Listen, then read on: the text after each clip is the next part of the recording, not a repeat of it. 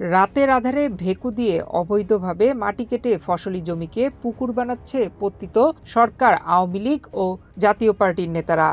নারায়ণগঞ্জের সোনারগাঁয়ে জামপুর ইউনিয়নের পাকুন্দিয়া সিংলাবো এলাকায় এ ঘটনা ঘটেছে।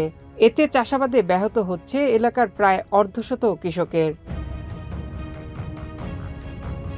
ভুক্তভোগী কৃষকরা অভিযোগ করেন, রাজনৈতিক পরিচয়ে এলাকার প্রভাবশালীরা ভয়ভীতি ও হুমকি দিয়ে ফসলি জমির মাটি কেটে নিচ্ছে। এসব মাটি বিক্রি করা হচ্ছে স্থানীয় ইটভাটায়।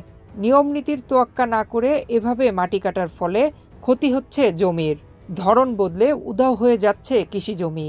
এ বিষয়ে অভিযুক্ত আওয়ামী লীগ নেতা সালাম শিকদারের মুঠোফোন বন্ধ থাকায় যোগাযোগ করা সম্ভব হয়নি।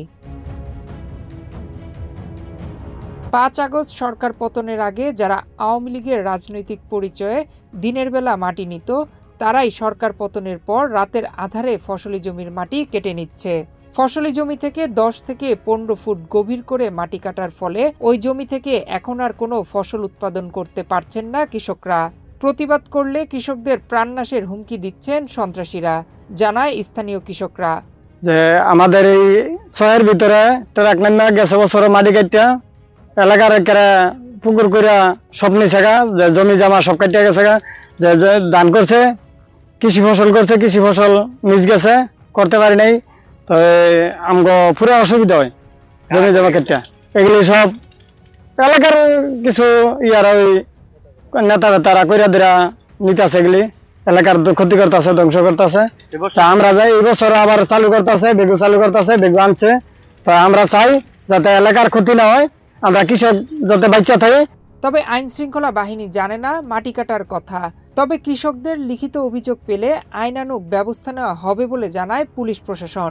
কিছু দুষ্কৃতিকারী রাতের আধারে কৃষি জমিতে মাটি কাটার চেষ্টা করে। আমি একাধিকবার তাদেরকে গ্রেপ্তারের চেষ্টা করি। পুলিশের উপস্থিতি টের পেয়ে তারা দৌড়ে পালিয়ে যায়। বর্তমানে মাটি কাটা বন্ধ আছে। যদি এরকম তথ্য পাই আমরা তাৎক্ষণিকভাবে ব্যবস্থা নেব।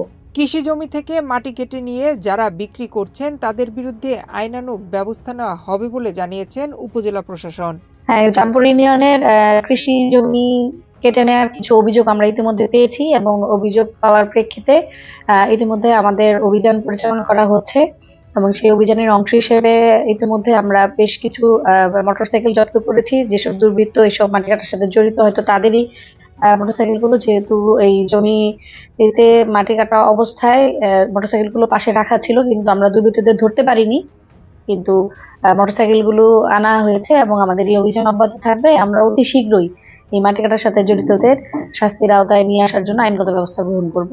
ফসলি জমি থেকে অবৈধভাবে মাটি কাটার বিষয়ে কঠোর নির্দেশনা রয়েছে সরকারের পক্ষ থেকে, তবুও থামছে না জমি থেকে মাটি কাটা। নয়ন বিশ্বাস, বাংলাদেশ প্রতিদিন।